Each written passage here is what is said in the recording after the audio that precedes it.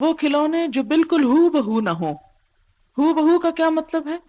کہ اتنی مشابہت نہ ہو ان میں اصل کی کہ آپ دیکھ کے یوں لگے کہ جیسے کوئی بچہ لیٹا ہوا.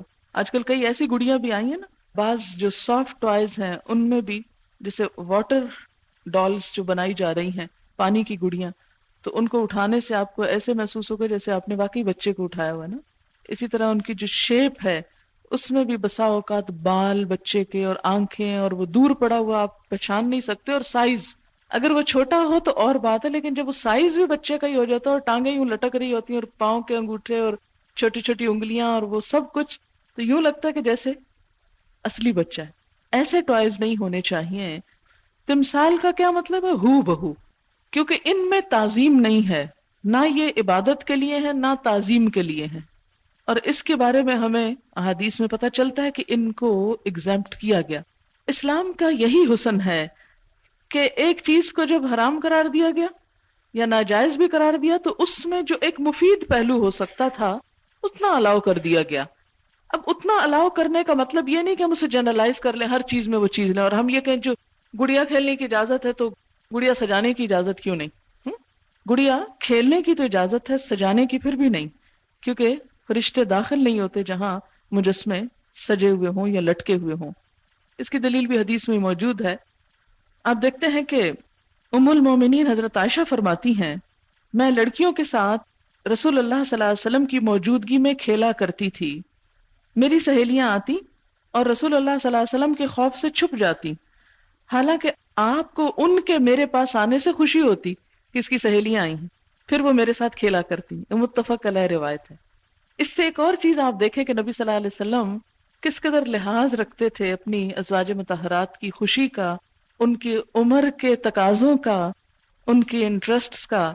ہمارے ہاں کسی مذہبی طبقے میں یہ چیز محال ہے کہ کوئی شخص مذہبی ہو اور پھر وہ اپنی بیوی کو کسی بھی قسم کے کھیل کود میں شریک ہونے کی اجازت دے.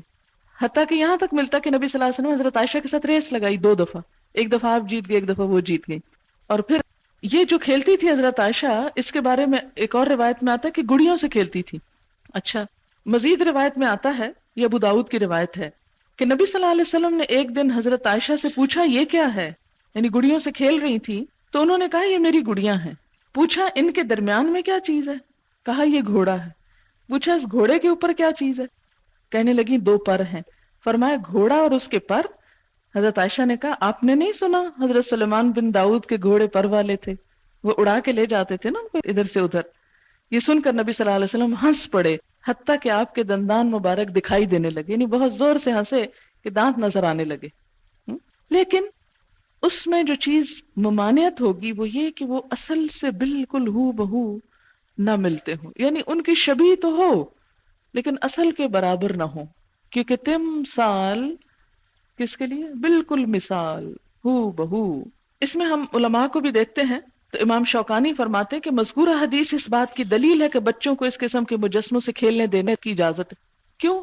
اس میں کرتے کیا بچے؟ کسی کی ٹانگ توڑ دی، کسی کی ناک پھوڑ دی، کسی کے کچھ بال کاٹ دیے، کیونکہ وہ تجربے کرتے رہتے ہیں ان پہ. ان کے دل میں ان کی کوئی ایس سچ محبت یا شخصیت پرستی کی بات بھی نہیں ہوتی، اور نہ ہی ان کی کوئی عبادت کا تصور ہوتا ہے، اور الٹا ذلیل کر رہے ہوتے ہیں ان کو.